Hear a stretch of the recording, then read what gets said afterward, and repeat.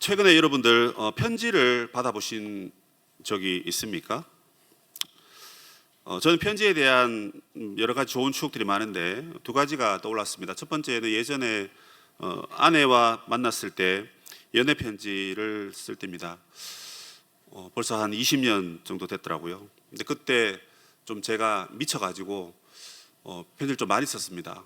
어느 정도였냐면 그 당시에 체리북이라고, 그러니까 일기입니다. 일기. 날마다 일기를 하루도 빠지지 않고 쓰면 그걸 나중에 이제 책으로 이제 만들어주는 것이었습니다. 요즘도 이런 것들이 있는지 모르겠는데 그때는 카톡도 없었고 뭐 핸드폰은 당연히 있었겠죠. 있었지만 그런 거 잘 없고 하니까 어쨌든 그 마음을 전하고 싶은데 편지만큼 좋은 게 없었던 것 같습니다. 그래서 365일짜리를 하나 썼던 것 같고 200일짜리 하나 썼던 것 같고 100일짜리를 거의 성경을 지었던, 성경처럼 그렇게 썼던, 성경은 열심히 안 읽은 것 같은데 어쨌든 편지를 참 많이 썼습니다. 여러분, 근데 그게 집에 있는 거 있죠? 그게 없어져야 되고 사라져야 되는데, 불태워버려야 되는데, 그게 빨간색 체리북인데 체리 색깔, 그래서 집에 책꽂이에 딱 꽂혀 있는 거예요. 제가 그걸 보고 너무 놀랐습니다. 내용을 보고 내가 이런 말을 했다고 하면서 닭살 돋는 그 편지를 보면서 조금 놀랐습니다. 제 메일에도 아내와 주고받은 그런 편지 이런 것들이 참 많이 있었다. 그래서 그걸 보니까 참 사람이 나 자신이 아닌 것 같고 과거에 내가 이랬었나? 뭐 그런 생각도 들고 그런 마음이 많이 들었습니다. 두 번째는 우리 청년들에게 제가 편지를 참 많이 받았더라고요. 물론 뭐 여러분들한테 받은 건 없습니다. 일도 없는데 한 명 있다. 작년에 한 명 유럽 여행 갔다 와서 목사님 선물이에요 하고는 뭐 엽서 하나 던져주고 가더라고요. 글은 없고 그냥 엽서만. 그거 제가 유일하게 보관하고 있습니다. 이전 교회에 있을 때 오래 있다 보니까 우리 청년들한테 편지를 생각보다 많이 받았더라고요. 그래서 긴 편지도 받고 쪽지도 받고 딱지로 접어서 이렇게 목사님을 툭 던지고 가는데 보니까 뭐 이래쿵 저래쿵 뭐 그런 얘기입니다. 그래서 그때는 몰랐는데 나중에 이제 보니까 제가 참 그 청년들에게 사랑을 많이 받았구나. 잘해준 게 별로 없거든요. 그런데도 그들이 하나님 사랑 많이 받아서 그런지 마음을 전하면서 사랑을 참 많이 받았고 참 고맙다라는 생각을 하게 되었습니다. 편지가 아무래도 여러분 마음을 담아서 전해주기 참 좋은 매개이기 때문에 그런 것 같습니다. 오늘 성경에 보니까 하나님도 편지를 참 좋아하시는 것 같습니다. 근데 우리가 쓰는 연애 편지나 또는 고마움에 담긴 편지들은 주로 긍정적인 이야기들, 좋은 이야기들, 또 자신의 어떤 바람들을 담는 것 같은데요. 하나님께서는 우리를 얼마나 사랑하시는지, 얘야 너가 그렇게 살면 안 된다, 어렵게 된다, 망한다, 그렇게 하나님 계속 말씀하셨어요. 계속 편지를 보내셨습니다. 그리고 이스라엘 백성이 그 말을 듣지 않아서 결국 이스라엘이 망했습니다.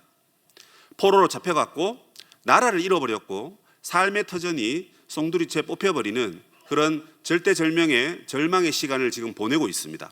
말 그대로 포로 생활입니다. 그런데 포로 생활을 하고 있는 그들에게 하나님은 또다시 펜을 드셨어요. 또다시 글을 쓰셔서 예레미야를 통해서, 이 눈물의 선지자 예레미야를 통해서 그들에게 말씀하고 있다 하는 것입니다. 그런데 오늘 본문에 보니까 이 포로 생활을 하고 있는 사람들이 지금 유다에 있지 아니하고 여러분 다른 나라로 잡혀갔습니다. 바벨론에 포로로 잡혀갔어요. 그래서 포로로 잡혀가 있는 그들에게 하나님께서 편지를 쓰신 겁니다. 그런데 하나님이 일방적으로 하고 싶은 말을 쓰신 것은 아니에요. 그들의 상황을 아시고 그들의 필요를 아시고 그들의 마음을 위로하고 돕기 위해서 하나님이 편지를 쓰셨다는 것입니다. 포로로 잡혀간 그들은 여러분 어떤 마음에 지금 처해 있을까요? 아이고 우리가 이래 될 줄 알았으면 하나님 말씀 들을 걸, 순종할 걸, 회개할 걸, 이러고 있었을까요? 그런 분들도 계시겠지만 대부분 원망과 불평하고 있었습니다. 그 말은 아직까지 포로로 잡혀가서도 이 유다인들이 정신을 못 차리고 있단 말입니다. 지금 눈앞에 있는 나의 모든 재산이, 나의 모든 삶이 다 사라지고 거기에서 노예 생활을 하고 있는데 그런 가운데서도 정신을 못 차리고 있는 것입니다. 아니 왜 우리가 여기에 끌려왔지? 하나님 우리 하나님이신데 하나님이 우리를 구원하셔야 되는데 왜 우리가 여기 끌려왔을까? 하고는 그들은 돌아가기만 바랄 뿐 거기에서 아직까지 갈피를 알지 못하고 오리무중 가운데 있는 그런 안타까운 상황이 바로 그들의 상황이었습니다. 그런 그들에게 하나님께서 말씀을 주시는 것입니다. 그런데 그 말씀을 받는 분들이 여러분 전부 다 뛰어나고 탁월한 사람들이었어요. 무슨 말이냐면 여러분 바벨론이 이스라엘을 멸망시킬 때, 유다를 멸망시킬 때 3번에 걸쳐서 멸망시킵니다. 그래서 3번을 걸쳐서 끌려갔는데 지금 첫 번째 끌려간 그 이후입니다. 첫 번째 어떤 사람들이 끌려갔냐면 오늘 본문 1, 2, 3절을 쭉 보시면 전부 다 왕들이나 귀족들이나 아니면 사업하는 능력자들 또는 기술자들, 뭐 토공, 그러니까 당시로 말하면 여러분 집 짓는 기술이 아주 고급 기술이니까 나무를 잘 다듬는 그런 기술을 갖고 있는 사람들이 다 끌려갔습니다. 그러니까 이 사회에서는 여러분 존경받는 사람이고 실력 있는 사람이고 능력 있는 사람들이에요. 그런 사람들이 여러분 똑똑한 사람들입니다. 그런데도 끌려갔는데 여전히 우리가 이게 왜 끌려왔는지를 알지 못하고 그냥 빨리 이 삶이 끝났으면 좋겠다 이러고만 있는 그들에게 하나님이 주신 말씀입니다. 그 말씀 속에서 너희들이 거기가 바벨론이지만 그 바벨론 도시에서 어떻게 살아야 하는지 하나님께서 정확한 지침을 주고 계신다라고 보면 됩니다. 그 지침을 성경에서 3가지로 요약해서 말하고 있습니다. 그 첫 번째 말씀이 무엇이냐면 너희들은 바벨론 도시에서 일상생활을 하면서 살아라 하는 겁니다.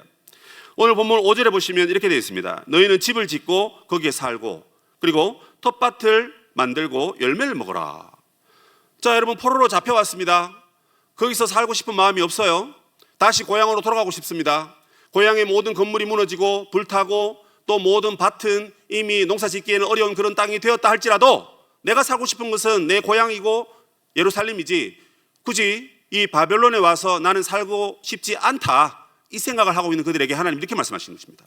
얘야, 내가 너희들을 거기에 보냈기 때문에 너는 거기서 일상생활을 해라. 여러분 집을 짓는 이유가 뭡니까? 하루 지내기 위해서 집을 짓나요? 아니면 한 달, 1년? 아닙니다. 그죠? 오랫동안 비와 바람을 막아주고 또 우리의 삶을 윤택하게 하고 보호해주기 위해서 멀리 내다보면서 집을 짓습니다. 튼튼하게 짓습니다. 그들의 생각과 하나님의 생각은 달랐던 것입니다. 열매를 먹으라 했습니다. 오늘 여러분 씨앗을 심었는데 내일 당장 열매가 맺히나요? 적어도 1년이 걸리고 때로는 3년, 5년이 걸립니다. 오랜 기간이 걸릴 거니까 거기에서 일상적으로 살아갈 수 있는 준비를 다 해라 하는 것입니다. 떠날 생각하지 말고 거기 정착하라 이 말입니다. 사람들은 생각했을 것입니다. 아니 우리가 곧 집에 돌아갈 건데 고향에 곧 돌아갈 건데 왜 여기서 이렇게 살아라 할까? 그런 마음을 가졌을 것입니다. 그런데 한 걸음 더 나아가서 하나님 말씀하시는 것은 무엇이냐면 거기서 결혼해라 이렇게 말합니다. 너의 아들들을 그들의 여자와 결혼하고 너의 딸들을 그들의 남편에게 주어 남자에게 주어 결혼하고 살아라. 그리고 자녀들을 많이 낳고 숫자가 줄어들지 않도록 해라. 그 얘기를 합니다. 유대인들에 대해서 한 가정에 많이 낳습니다. 10명씩 낳습니다. 왜냐하면 그래야만 그들이 거룩한 삶을 유지할 수 있다라고 그렇게 믿었습니다. 한 사람을 낳아서 세상에 보내면 세상으로 끌려가기 마련입니다. 그러나 각 가정에 많은 자녀들이 태어나서 모두 함께 신앙의 공동체를 이룬다면 그 가정을 중심으로 그 지역을 중심으로 복음화가 되고 하나님 나라가 세워진다. 뭐 이렇게 가르친 겁니다. 그래서 유대인들이 많이 자녀를 낳습니다. 지금도 그렇습니다. 그러니까 여러분 이 말은 거기에서 신앙 공동체를 만들어라 이 얘기입니다. 나는 지금 돌아가고 싶은데 그게 아니라 하나님이 나에게 주신 그 삶의 터전, 비록 포로 생활이고 비록 타국이라 할지라도 비록 이방 나라에 끌려왔다 할지라도 거기에서 일상적으로 살며 결혼도 하며 먼 미래를 내다보면서 행복하게 살아라. 그런 얘기를 하고 있습니다. 여러분 이 말을 들었을 때 사람들이 어떤 마음을 가졌을까요? 아, 하나님이 이제 우리가 필요 없는가 보다. 우리를 버리셨나 보다. 그래서 버리시고 난 다음에 그래도 하나님은 선하신 하나님이니까 거기 가서라도 잘 먹고 잘 살아라. 그렇게 그냥 말씀하시는가 보다. 이렇게 생각했을까요? 어쨌든 이들은 이 말을 듣고 매우 놀랐을 거라고 추측해 봅니다. 두 번째로 하나님 하신 말씀은 바벨론을 위해서 기도하라라고 7절에 말씀하고 있습니다. 너희는 내가 사로잡혀 가게 한 그 성읍의 평안을 구하고 그를 위하여 여호와께 기도하라 이렇게 되어 있습니다. 바벨론을 끌려간 것이 1차적으로 그들의 죄로 인하여서 심판받았기 때문에 끌려간 것은 맞습니다. 그런데 하나님의 큰 그림은 내가 너희들을 그곳에 보냈다라는 것입니다. 왜 보냈습니까? 바로 그 도시의 평안을 위해서 기도하도록. 그 도시의 안녕을 위하여서 간구하도록, 그 세상의 회복을 위하여서 내가 너를 보냈기 때문에 너희들은 거기서 도망갈 생각하지 말고, 돌아올 생각하지 말고 거기에서 집을 짓고 결혼도 하고 심지어 기도해라, 그렇게 말하고 있습니다. 그래서 그 기도는 1차적으로 세상을 살리고 구원하기 위한 기도이면서 동시에 세상이 평안할 때, 바벨론 도시가 평안할 때 너희들의 삶도 평안해질 것이다. 그렇기 때문에 도시의 안녕을 위하여 기도해라. 곧 그것이 너희들의 안녕이다, 이렇게 말합니다. 중세시대 이후에 로마 교회가 타락하고 개신교가 출발하고 난 다음에 루터와 칼빈과 많은 개혁주의자들은 하나님께서 두 왕국을 다스린다, 그런 말씀을 하셨습니다. 첫 번째 왕국은 세상이고 두 번째 왕국은 교회입니다. 하나님은 교회만 다스리신 것이 아니라 온 세상과 우주와 만물의 하나님이시기 때문에 나라를 지으신 이도 하나님이시고 교회를 세우신 이도 하나님이십니다. 그런데 하나님께서는 나라는 나라의 질서와 법에 의해서 세상을 다스리시고 교회는 영적인 법에 의해서, 말씀에 의해서 다스리십니다. 그런데 여러분, 이 두 기관이, 두 왕국이 여러분 서로 의지하게 되어 있습니다.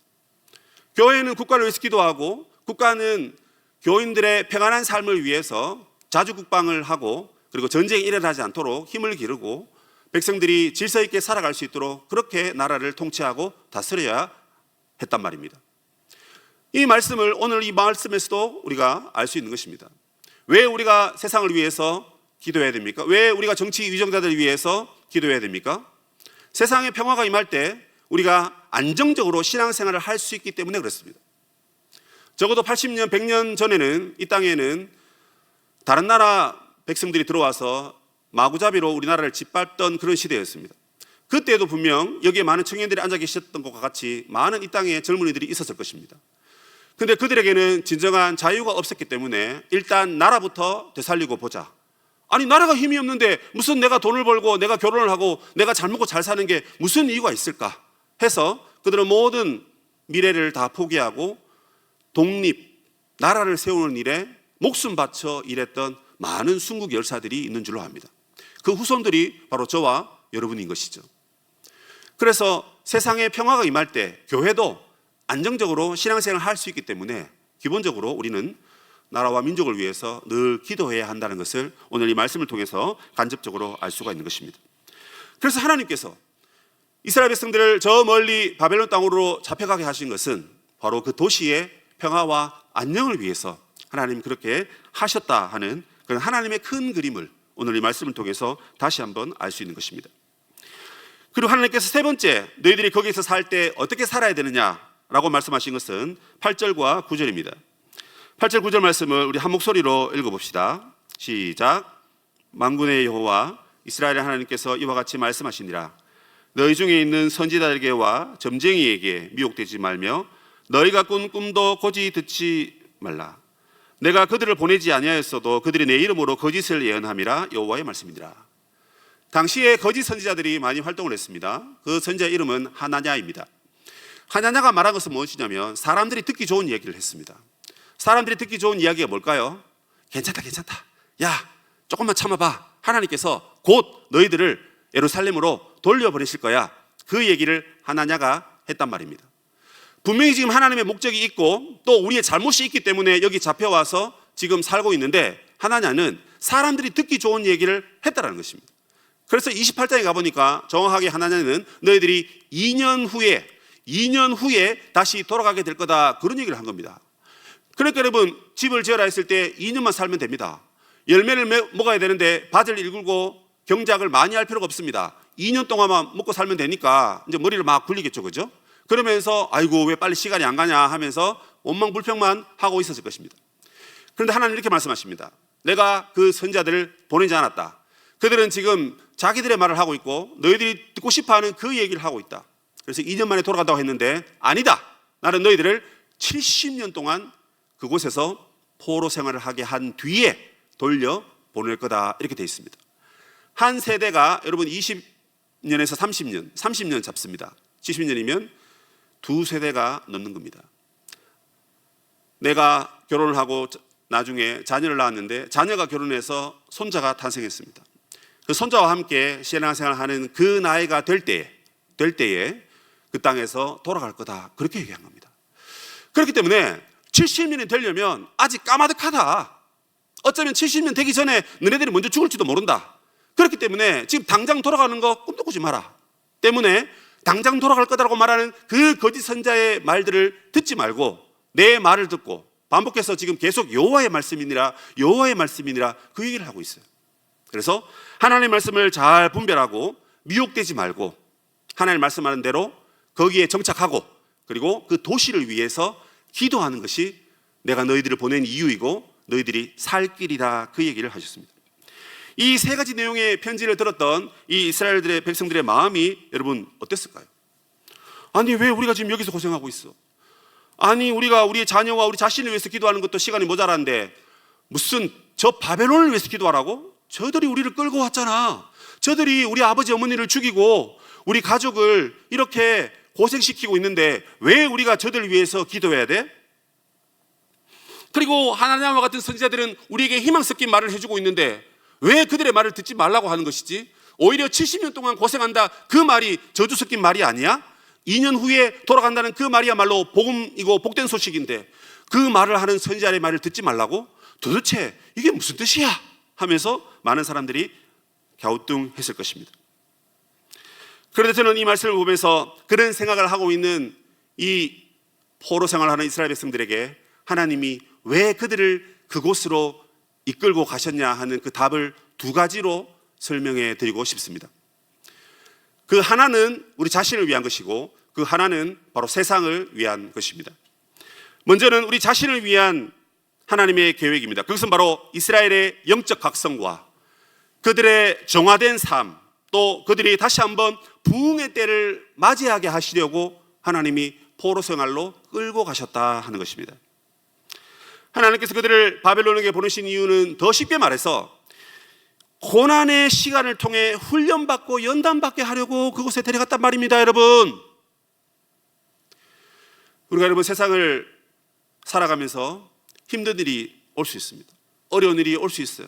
남들 보니까 다 쉽게 돈 벌고 쉽게 결혼하고 쉽게 가정을 이루고 쉽게 자녀를 낳고 쉽게 살아가는 것 같은데 나만 힘들다는 것입니다. 그래서 이 고난과 인내의 시간, 훈련의 시간은 싫고 그냥 저 사람처럼 아무개처럼 나도 저렇게 됐으면 좋겠다 그런 생각을 다 하더란 말입니다. 그런데 여러분 그들의 마음이 이미 삐뚤어져 있습니다. 이미 하나님의 말씀을 어겼고 이미 자기 마음대로 살아갔습니다. 그런데 여러분 우리의 인생의 주인이 하나님이시기에 그런 우리의 인생을 돌려서 바꾸어서 변화시켜서 하나님 뜻대로 사용하시려고 그 고난의 길로 그 광야의 길로 우리를 끌고 가시는 것입니다. 당시 이스라엘 백성들의 영적 수준은 완전 바닥 수준이었습니다. 귀가 너무 두꺼워져 가지고 하나님 말씀을 못 듣는 겁니다. 예레미야가 두 눈 시퍼렇게 떠서 말씀하고 있는데 저 말은 틀렸어. 하나님의 말이 오라 하면서 쉬운 길, 평안한 길 그걸 듣길 좋아했단 말입니다. 마치 성령에 이끌려 광야에서 시험 받으실 때 사탄이 예수님을 가모니설로 속이는 것과 같이 많은 거짓 선지자들이 이 땅에 많은 거짓된 것들이 저와 여러분을 속이고 있습니다. 어렵게 갈 필요 없잖아. 쉽게 가. 믿는 사람하고 만나서 굳이 결혼할 필요 없잖아. 네가 데려와서 예수 믿게 하면 되잖아. 네가 데리고 와서 같이 교회 다니다 보면 예수 믿겠지. 그래서 안 믿는 사람하고 결혼해도 상관없어. 그런 말을 하더란 말입니다. 그런데 여러분 우리는 그 말을 듣기 싫어서 믿는 사람하고 결혼하기 위해서 얼마나 눈물로 기도하고 얼마나 그 사람을 찾기 위해서 기도하면서 여러분 그 인내의 시간을 보내고 있습니까? 여러분 자신을 한번 돌아보십시오. 쉬운 길을 선택하고 있는지 아니면 어려운 길이지만 그래도 하나님이 기뻐하시는 길을 가려고 하는지 솔직히 우리 자신은 쉬운 길로 가려고 합니다. 듣고 싶은 것만 듣고 어떻게 하면 하나님의 말씀을 들을 수 있을까? 어떻게 하면 하나님의 말씀대로 살 수 있을까? 여기에 관심이 없었다는 것입니다. 그래서 하나님이 내리신 결단이 뭐냐면 포로 생활. 옛다 이놈아 맛 좀 봐라. 내가 그렇게 말했지 않느냐? 네가 하나님의 자녀를 이렇게 살려면 그렇게 하면 안 돼. 내가 너에게 복을 그렇게 주었지만 너가 잘나서 그렇게 잘 나가는 줄 알고 그렇게 떵떵거리고 있는데 그거 아니야. 내가 너를 좋은 가정에 태어나게 하고 내가 너를 좋은 직장에 살게 하고 내가 너를 좋은 사람 만나서 아름다운 신혼생활, 결혼생활, 복된 가정생활, 직장생활을 하게 된 것은 내가 너로 인하여 많은 이들을 구원하게 하려고 너에게 준 복이란다. 그렇기 때문에 너는 내 말을 듣고 비록 힘들고 어렵지만 세상에서 그렇게 살아야 된다. 근데 여러분, 그렇게 안 사는 것입니다. 돈을 좀 주고 좀 좋은 직장을 주고 좋은 일거리를 주니까 이거야, 내 인생을 걸 만한 목표가 생겼어 하고는 하나님 없이, 예수님 없이, 신앙 공동체 없이 교회에서 뭐 좀 섬겨라 하면 바쁜데요, 시간이 없는데요, 돈이 없어요, 배운 게 없어요, 교회 온 지 얼마 안 됐는데요 하면서 모두 다 거부합니다. 그리고는 자기가 원하는 그 성공을 위해서 쫓아가는 사람들이 그렇게 많더라는 것입니다.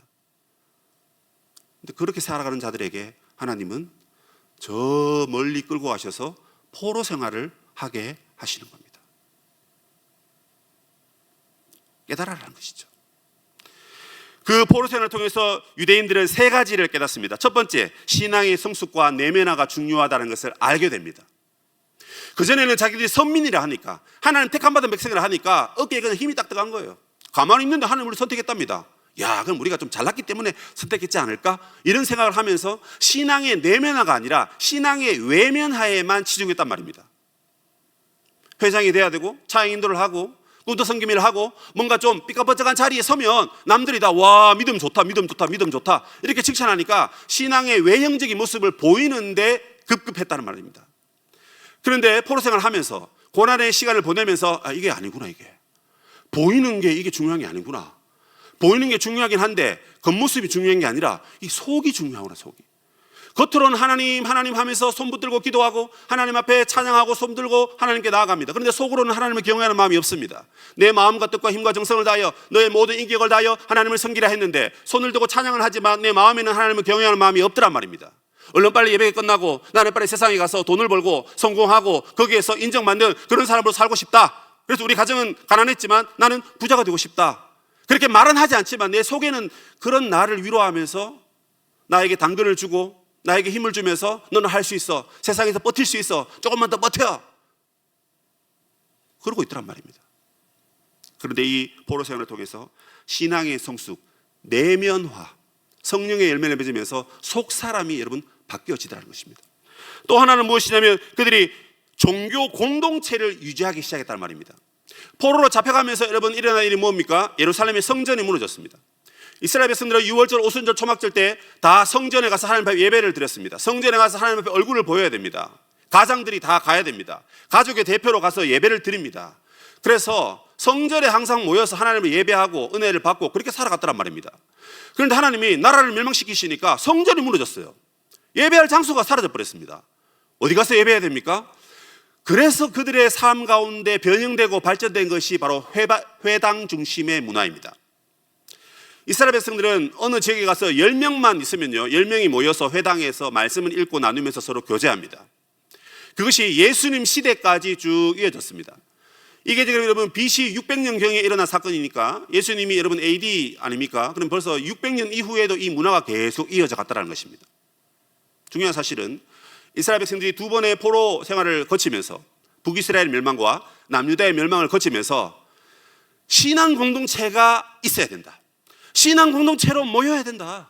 예전에는 그냥 성전에 내가 내 스케줄 맞춰서 가서 제사장 만나고 예배 드리면 됐던 건데 이제는 우리가 함께 모여야 된다. 지금 우리가 포로로 잡혀왔지 않느냐? 우리가 지금 세상에 살고 있지 않느냐? 세상에 나가서 나 혼자 각기주도 할 것이 아니라 2사람, 3사람, 10사람 같이 모여서 같이 기도하고 같이 말씀 보고 같이 큐티하고 같이 하나님 나라를 위해서 달려가야 된다. 이걸 배웠다라는 것입니다. 여러분, 그래서 저는 신앙생활을 하다가 우리 청년들이 정말 힘들고 어려울 때 가장 먼저 생각나는 것이 여러분 공동체여야 된다고 저는 그렇게 믿습니다. 물론 뭐 엄마 아빠가 먼저 생각날 수도 있겠죠. 그건 뭐 당연한 거죠. 그런데 엄마 아빠 외에 신앙 공동체가 떠올라야 됩니다. 여러분은 유디코가 떠올라야 되고 러베아가 떠올라야 된단 말입니다. 누구한테 기도 부탁할까? 서목사, 오목사 아닙니다. 여러분의 꿈터 섬김이에게 바로 이야기하고 그들에게 기도 요청하는 것이 우리 신앙 공동체가 지금 건강하다는 뜻입니다. 제 말이 지금 틀렸습니까? 우리 지금 그렇게 하고 있지 않죠. 혼자 끙끙대고 있고 내가 할 수 있다고 생각하고 나 홀로의 힘으로 버텨보려고 이겨보려고 여러분 그렇게 무방비 상태로 지금 뛰어들고 있는 건 아닙니까? 근데 하나님은 우리에게 신앙 공동체를 주셨는데 교회를 주셨는데, 이 교회 안에서 여러분 서로 힘을 내고 합쳐서 하나님 성을 그렇게 주셨는데 그 중요한 것을 사용하지 않냐고 스스로 그렇게 하고 있으니 이게 참 어리석은 것이란 말입니다. 그런데 하나님은 이들을 포로 생활 가운데 갖다 놓으시고 그곳에서 영적인 공동체로, 신앙 공동체로 그렇게 모여 살게 하셨습니다. 그래서 이제 이들은 어디를 가든지 항상 모이면 영적 공동체로, 예배 공동체로 그렇게 세움받게 되었다는 것입니다. 그 전통이 예수님 오시는 그 시대까지 쭉 이어지고 심지어 오순절날 성령 강림 이후에 교회가 지금까지 지속되면서 이 전통은 무너지지 않고 지금도 우리가 여기 모여서 함께 교제하고 꿈터로 모이고 교회로 모이고 그렇게 하고 있는 것입니다. 그러므로 여러분, 우리가 포로 생활하고 고난 생활하는 것이 나쁜 것만은 아닙니다. 고생을 한번 해봐야 내 신앙이 진짜인지 가짜인지 알 수가 있고, 한번 수고해봐야 진짜 신앙 공동체가 중요하구나, 나를 위해서 기도해주는 목사님이 계시고 리더들이 있고 우리 동역자들이 있으니 괜찮다, 여러분, 이렇게 위로를 받는 것입니다. 세 번째로, 그들은 이 포로 가운데, 그들의 삶 가운데 풍성한 기도가 회복되었다라고 말씀합니다. 본문 12절을 보시면 너희가 내게 부르짖으며 내게 와서 기도하면 내가 너희들의 기도를 들을 것이요 온 마음으로 나를 구하면 나를 찾을 것이요 나를 만나리라, 이렇게 말씀합니다. 이전에는 이 사람들이 이렇게 생각했습니다. 우리가 기도하는 것은 바로 성전이다, 성전에 가서 기도하고 성전에서 기도해야 하나님이 들으신다, 이렇게 오해하고 있었습니다. 그런데 성전이 무너졌습니다. 성전에 갈 수가 없어요. 어디서 기도합니까? 내가 서 있는 그곳, 내가 살아가고 있는 그곳, 내가 일하는 그 직장, 내가 공부하는 그 학교, 내가 가는 직장 가는 그 길, 거기에서 기도하는 겁니다. 그런 기도를 들었을 때 하나님이 우리 가운데 나타나시고 함께 하시고 응답하신다, 이 얘기를 하는 것입니다. 당시 고대의 역사관에 의하면 하나님은 이스라엘만 다스리시고 하나님은 다른 나라를 다스리지 않는다, 이런 생각을 했었습니다. 그래서 여러분, 만약에 아수르에 가보면 아수르의 신은 아수르만 다스린다, 이렇게 생각했던 것입니다. 그런데요, 지금 이스라엘 백성들이 바벨론으로 포로로 잡혀갔습니다. 그럼 하나님이 여기까지 올 수 없다, 이렇게 이제 사람들이 생각했단 말입니다. 그런데 하나님이 뭐예요? 내가 기도하면 내가 이스라엘만 있는 게 아니라 이 바벨론까지 와서 너희들의 기도를 들어서 응답하고 역사하겠다는 것입니다. 만약에 하나님이 여기에서 기도하는 것을 응답하시면 여러분들은 날마다 여기 와서 기도하셔야 됩니다. 근데 여러분, 가정에서, 직장에서, 어디에서 무엇을 하든지 기도할 때 하나님이 반드시 내가 찾아가서 그곳에서 응답을 주겠다, 이렇게 하시니까 이 이스라엘 백성들이 포로 생활 가운데 기도가 엄청나게 풍성해지는 은혜를 경험하게 되었다 하는 사실입니다. 우리가 애써 찾아서 우리를 일부러 고난의 구름텅이에 밀어넣을 필요는 없겠지만, 행여나 우리의 삶 가운데 고통이 찾아오고 포로 생활 같은 그런 어마무시한 삶들이 찾아올 때 우리는 이 세 가지를 기억해야 됩니다. 우리의 신앙이 내면화가 되고 종교 공동체가, 신앙 공동체가 형성되며 뿐만 아니라 우리의 기도가 더욱 풍성해지는 놀라운 하나님의 은혜를 경험하게 된다는 것입니다. 그러므로 여러분, 우리가 포로로 잡혀갔을 때 또는 어려움을 겪었을 때 그것은 우리가 도망가야 될 상황이고 피해야 될 상황이고 무시하고 듣지 않을 상황이 아닌 것입니다. 하나님은 어디에라도 계시고 어디에라도 우리에게 말씀하시기 때문에 그곳에서 하나님의 음성을 듣는 은혜가 있으시길 바랍니다. 우리의 신앙을 돌아보고 기도가 회복되고 영적 공동체의 에너지가 여러분 회복되는 그 현장, 그것을 저와 여러분이 사모해야 될 줄로 믿습니다. 두 번째로, 하나님께서 왜 이들을 포로 생활 가운데 보내셨는가? 첫 번째는 우리 자신을 위한 것이라 했습니다. 세 가지를 말씀드렸고, 두 번째는 바로 바벨론의 회복을 위해서 우리를 세상에 심었단 말입니다. 이 대목은 사실은 우리 기독교가 인류 역사 가운데 이 세상과 도시에 얼마나 엄청난 영향을 미쳤는가 하는 것을 생각해 보면 매우 중요한 메시지로 우리가 받아들일 수 있습니다. 하나님께서 우리를 세상에 보내셔서 세상을 섬기라고 하신 그 말씀의 핵심은 바로 도시의 평안을 위해서 기도하라고 하셨기 때문에 바로 그렇게 제가 해석을 한 것입니다. 여러분에게 질문합니다. 여러분은 얼마나 이 나라와 이 민족을 위해서 기도하고 계십니까? 아니, 적어도 여러분이 출근하는 여러분의 직장의 상사들과 직장에 일하는 모든 일꾼들, 또 밥을 지어주시는 분들이라든지 경비하시는 분이라든지 심지어 직장에 사장님이나 대표자가 있을 거 아닙니까? 그들을 위해서 여러분들은 얼마나 많이 기도하고 계십니까? 제가 단언하건대 아마 거의 기도를 안 하고 계시는 거라고 추측해 봅니다. 당장 우리는 우리의 믿음이 중요하고 우리의 구원이 중요하고 내가 해야 될 일이 중요하고 내가 내 손에 뭔가를 가지는 것이 중요하기 때문에 그만큼 기도할 시간적 여력이 없고 마음도 사실 없습니다. 그런데 하나님께서는 우리의 회복과 우리의 신앙의 형성을 중요하게 생각하실 뿐만 아니라 그런 우리를 통해서 세상을 구원하고 도시를 회복하는 일에 관심을 갖고 계신다. 이것을 저와 여러분이 꼭 기억을 했으면 좋겠습니다. 그렇기 때문에 하나님께서 우리에게는 도시의 평안을 위해서 기도하라 하셨고 그 기도의 열매로 너희들이 평안하게 될 것이다 라고 그렇게 말씀하고 계십니다. 인류 역사상 기독교가 도시에 미친 긍정적인 요인들은 매우 많습니다. 그런데 그 대표적인 것이 1세기경에 로마 시대에 기독교가 얼마나 로마를 긍정적으로 바꾸었는가 하는 자료를 찾아보면 엄청나게 많은 자료들이 나옵니다. 그중에 몇 가지를 소개해드리면 그 첫 번째로는 로마 사회는 철저한 계급 사회입니다. 당시 로마는 온 세계를 정복하려는 그런 야심을 갖고 있었기 때문에 사회 전반적으로도 계급화되어 있는 그런 시민층들이 딱 줄을 지어서 서 있었습니다. 그래서 모든 시민들이 다 계급화되어 있었단 말입니다. 그런데 기독교는 여러분 하나님의 형상대로 인간이 창조되었기 때문에 모든 인간의 존엄성을 가르치기 시작했습니다. 이 얘기를 듣는 지도자들은 기분 나빠했지만 그러나 사회적 약자들은 위로와 희망을 갖게 되었다 하는 것입니다. 그리고 당시 로마 사회는 부유한 후원자들에게만 복지를 주로 제공하던 사회였습니다. 그러니까 도시의 여러분 3분의 2가 노예입니다. 그 3분의 2 노예는 3분의 1의 부유한 사람들을 서비스하고 복지 혜택을 주기 위해서 존재하는 노예일 뿐입니다. 그런데 기독교가 세상에 들어가면서 많은 사람들에게 선을 베풀고 이웃을 사랑해야 된다라는 그런 가치를 가르치기 시작했습니다. 그 가치가 결국 유럽 사회를 형성했고 그 복음이 동양에도 오면서 오늘 저와 여러분도 이런 놀라운 은혜와 혜택을 누리고 있는 것입니다. 또한 당시 삶은 매우 성적으로 타락하고 문란한 사회였습니다.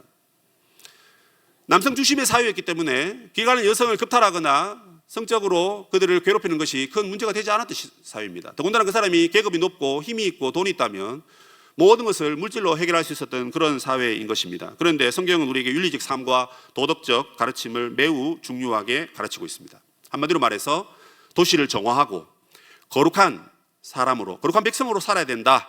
이런 것을 가르치기 시작했다 하는 것입니다. 또한 로마 사회는 매우 개인적인 성향을 갖고 있었습니다. 남들 눈치 안 봅니다. 내가 이렇게 한다고 해서 너가 왜 참견이야? 라고 생각했던 사회이지만 그러나 기독교는 항상 어디든지 공동체 의식을 함양시켰습니다. 이 외에도 여러 가지가 있습니다.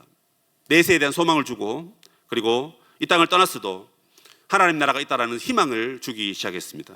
그렇기 때문에 고통과 불확실성 속에서 날마다 힘겹게 살아가야 될 그 노예들에게는 기독교가 보약과 같았고 기독교가 그들에게는 유일한 희망과 같았다 하는 것입니다. 더 많은 얘기를 할 수 있지만 이것으로 줄이겠습니다. 하나님께서 바벨론에 우리를 보내시고 예수님 당시에 예수님을 보내실 뿐만 아니라 모든 교회와 제자들을 세상에 보내신 이유가 동일합니다. 그것은 바로 도시의 평화와 안녕을 위해서 보내셨다는 것입니다. 이 말씀을 듣는 2024년 9월 1일 저와 여러분은 동일하게 이 하나님의 말씀을 엄중하게 듣고 계십니다. 여러분에게 다시 한번 도전하고 부탁드립니다. 하나님은 여러분들을 세상으로 보내셨습니다. 하나님은 우리 교회를 교회 위의 교회로 존재하는 것이 아니라 교회 중에 가장 좋은 교회로 존재하라고 말씀하시는 것이 아니라 세상에서 빛과 소금의 역할을 감당하는 교회로 저와 여러분을 보내셨다 하는 것을 여러분 잊지 마시기를 바랍니다. 세상의 빛과 소금이라는 것을 우리가 들으면서 과연 우리는 빛을 비추고 맛을 내고 있는 소금인지 스스로 돌아보면 좋겠습니다. 하나님은 오늘도 부족한 저와 여러분을 통해서 세상에 하나님 나라를 심고 계신다는 것입니다. 그러나 우리의 생각에는 도시에는 괴물이 살고 있다 이렇게 생각합니다. 도시에 나가면 큰일 난다. 세상에 나가면 잡혀간다. 세상에 나가면 믿음도 잃어버리고 뭐도 잃어버리고 다 잃어버린다. 때문에 가면 안 된다. 우리끼리 모여 살자. 우리끼리 교회로 모여라. 우리끼리 교회에서 모여서 잔치하고 맨날 즐겁게 살자. 그렇게 우리는 생각한단 말입니다. 그러나 여러분, 두 눈 똑바로 뜨고 성경을 제대로 보십시오. 너희들끼리 잘 먹고 잘 살고 신앙생활 잘하고 짝짓기 잘하고 결혼 잘하고 그렇게 살라고 하나님이 교회로 저와 여러분들을 부르신 게 아닙니다. 왜 불렀다고요? 나가서 그들을 구원하고 그들의 필요를 돕고 그들의 아픔에 함께 공참하고 하늘의 밀이 땅에 떨어져 죽어야 많은 열매를 맺듯이 예수 믿는 우리가 세상에 가서 죽을 때, 죽는 신용이라도 할 때 세상을 구원할 수 있기 때문에 저와 여러분을 먼저 부르셨다는 것입니다. 한번 생각해 보십시오. 여러분, 왜 구원받았습니까? 저는 그게 답이라고 생각합니다. 제가 왜 목사하고 왜 구원받았을까요? 잘할 것 같아서? 저보다 잘하는 사람, 더 탁월한 사람 넘쳐납니다.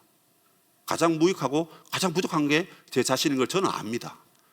그런데 왜 하게 하셨나? 먼저 하나님이 은혜를 주셔가지고 세상에 은혜를 전하라고, 적어도 저는 그렇게 생각합니다. 여러분들 어떻게 생각하시나요? 할만하니까, 버틸만 하니까, 똑똑하니까, 잘났으니까 여러분들을 세상의 그곳에 세우셨다고 그렇게 생각하십니까? 여러분, 그렇다면 좀 더 성경을 보셔야 됩니다. 좀 더 객관적으로 우리 자신을 봐야 한다는 것입니다. 세상에 여러분, 도시에 괴물이 있다면 그 괴물을 때려잡으러 가야죠. 왜요? 우리가 믿는 복음은 그 괴물보다 더 크고 놀라운 능력을 갖고 있기 때문에 그렇습니다. 우리가 믿는 예수님은 세상의 그 어떤 사람보다, 그 어떤 물질보다 더 소중하고 영원하신 하나님의 아들이시기 때문에 그렇습니다. 그 아들의 이름을 믿는 자들이 세상에 나아가서 복음을 선포하고 주님의 나라를 건설하고, 여러분, 그렇게 사는 것이 우리 인생의 목적이 되어야 되지 않겠습니까? 짧게 살면 여러분 6, 70년이고 길게 살아도 100년밖에 되지 않습니다. 그 인생을 살아가면서 하나님이 우리에게 부탁하시고 허락하신 이 도시의 구원을 위하여 우리를 보내셨는데, 우리는 거기에 관심이 없고 우리 자신에게만 관심이 있고 내가 하고 싶은 일에만 관심이 있다면 여러분, 그 인생을 잘못 살고 계시는 것입니다. 제가 여러분 여기 앉아 계신 70, 80 어른들에게도 그런 말씀을 할 수 있지만, 젊은 여러분들에게 간곡히 부탁하는 것은 앞으로 여러분들이 남은 인생을 그렇게 살면 안 된다는 것입니다. 얼마나 우리가 세상을 더 살지 모르지만 지금부터라도 여러분 가지고 있는 실력과 물질과 재능과 건강과 재산과 모든 재능들을 도시를 구원하는데, 세상을 구원하는데 쓰면 참 좋겠습니다. 최근에 만난 우리 청년들 보니까 투잡, 쓰리잡 열심히 살더라고요. 왜? 돈이 필요하냐? 제가 그렇게 묻지 않았습니다. 왜냐하면 그 친구가 어떻게 살고 있는지 제가 알기 때문에 그렇습니다. 하나님의 복음을 전하고 어떻게 하든지 많은 사람 만나서 내가 믿는 예수님을 직간접적으로 전하기 위해서 2개, 3개 일하는 거, 건강만 허락한다면 저는 참 좋다고 생각합니다. 물론 그 일을 하면서 수익도 나고 또 일의 보람도 있겠죠. 그러나 그것은 여러분 그냥 보너스일 뿐입니다. 진짜 하나님이 원하시고 기뻐하시는 것은 내가 그 일을 하면서 나를 만나는 많은 사람들에게 부족하지만, 연약하지만 나의 삶으로 그들에게 복음을 전해서 세상을 구원하고 도시를 구원하는 일에 쓰임받는 그것. 여러분, 그 인생이 진짜 인생이 쓸모있고 가치 있는 인생 아닐까요? 언제까지 돈만 보고 여러분 살아가실 겁니까? 언제까지 여러분 편한 자리만 바라보실 겁니까? 언제까지 여러분의 이름이 높아지고 여러분의 직급이 높아지고 여러분이 사장되고 CEO 되는 그것만 바라보고 하루하루 그렇게 힘겹게 살아가시겠습니까? 매일 야근하고 매일 상사와 싸우고 매일 직장에 스트레스 받고 그렇게 사는데 그 결과로 얻는 것이 물질뿐이라면, 여러분의 이름이 높아지는 것뿐이라면, 여러분의 명성뿐이라면 여러분 그 인생은 참 안타까운 인생인 것입니다. 영원한 하나님을 믿는다 하면서, 영원한 하나님 나라를 소유했다 하면서 하나님 나라의 복음의 가치가 그것밖에 안 됩니까? 내가 예수 믿는 사람으로 하나님의 거룩한 백성으로 그리스도의 군사로 부름받았다고 그렇게 큰 소리 치면서 세상 앞에서 아무 소리도 하지 못하고 주는 대로 돈만 받고 인정해 주니까 그저 좋아가지고 깔깔깔 웃고 그렇게 그냥 그날 밤을 맛있는 음식 먹고 하루를 보내면, 야, 오늘 내가 잘 살았다, 내일은 더 열심히 일해야지, 그렇게 사는 인생이 여러분 뭐가 그리 행복하겠습니까? 해외 선교는 다시 나가려면 이제 1년이 시간이 걸립니다. 내년 여름에도 우리는 하나님 부르신 곳에 가서 복음을 전할 것입니다. 그런데 여러분, 도시를 향한 선교는 내일 당장 할 수 있습니다. 지금 당장 할 수 있습니다. 하나님 저와 여러분을 도시로, 세상으로, 저 악한 세상으로 저들을 구원하기 위해서 우리를 보내셨기 때문에 해외 선교 기다리지 마시고 도시 선교부터 먼저 하십시오. 해외 선교 갔다 와서 은혜 받은 거 도시에 다 쏟아내십시오. 거기서 갖고 온 수많은 은혜 우리에게 나눠주고 함께 그 은혜를 공유해서 여러분이 살고 있는 삶의 현장으로 가서 복음을 전하라, 그 말입니다.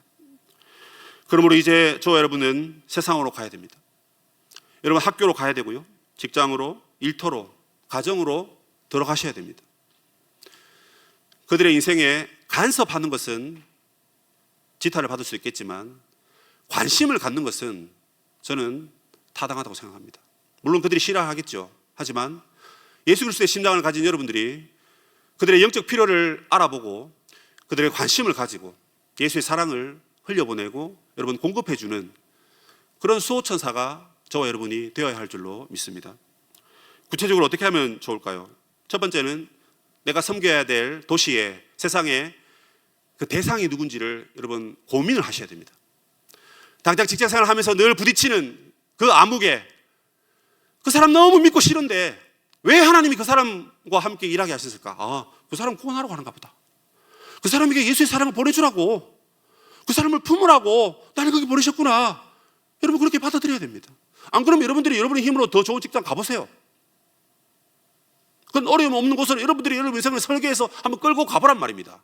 제가요, 여러분보다 조금 더 살았잖아요. 아무리 제가 노력하고 해서 내 인생을 내가 한번 펼쳐보겠다고 정말 노력했는데 제 뜻대로 되는 거 하나도 없었습니다.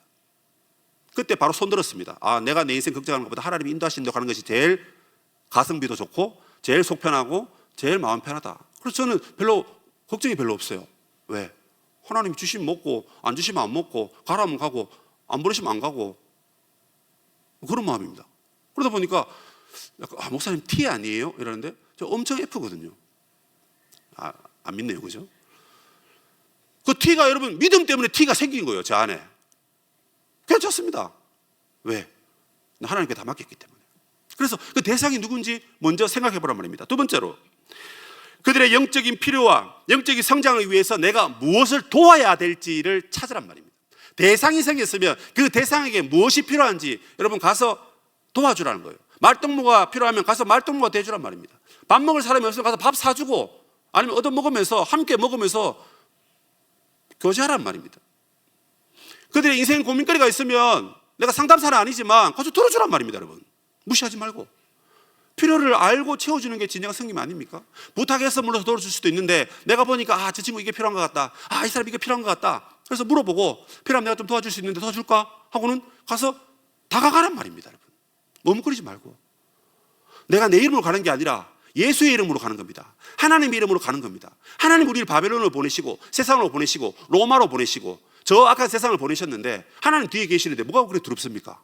하나님의 이름 믿고 예수님의 이름 붙잡고 성령의 능력 입어가지고 가란 말입니다. 참견하고 가서 관심 갖고 도와주란 말입니다. 그리고 끝으로 함께 기도할 수 있는 모임을 만드시는 것이 필요합니다. 같은 직장 안에 있는 동료면 제일 좋고요. 만약 그런 사람이 없다면 우리 꿈터에서도 여러분 그것을 위해서 같이 기도하면 좋겠습니다. 특히 우리 유디코 친구들 다 거의 직장인들 아닙니까? 직장생활 하면서 늘 불평불만 그런 얘기만 하는 것 이해는 합니다. 그런데 이제는 그런 얘기를 이제 많이 했습니다. 그럼 이제 어떻게 하면 이 직장을 하나님 나라로 바꿔갈 수 있을까? 어떻게 하면 이 직장이라는 도시에 하나님의 평안이 임할 수 있을까? 그걸 위해서 기도하는 모임을 주일마다 가지란 말입니다. 딴 거 기도하지 말고 그게 더 중요합니다. 그래서 이 세 가지를 우리가 실천하면서 정말 하나님이 이 세상에 우리를 부르셨구나, 교회를 부르셔가지고 세상을 구원하라고, 이 도시의 평안과 이 도시의 구원을 위해서 우리를 부르셨구나, 내가 그 사명은 꼭 지키고 꼭 완수하고 내가 천국 가겠다, 여러분 그런 다음에 열정을 가지고 이 청년의 시기를 살아가면 참 좋겠습니다. 앞으로 더 많은 행복한 삶이 우리를 기다리고 있는데 저는 지금 당장 이것을 실행하는 것이 가장 우리에게 복되고 행복한 삶의 시작이라고 믿습니다. 우리 성도 여러분, 우리 청년 여러분, 하나님이 여러분을 세상으로 부르셨습니다. 도시를 위해서 부르셨습니다. 내일도 우리는 출근해야 되고 일주일 내내 세상을 섬기는 자리로 들어가야 됩니다. 힘든 거 압니다. 하지만 하나님이 명하셨고 하나님이 함께 하십니다. 이 말씀을 붙잡고 저와 여러분이 세상에서 하나님의 나라를 세우는 일에 아름답게 쓰임받는 우리 귀한 청년들이 되시기를 주님의 이름으로 축복합니다. 아멘.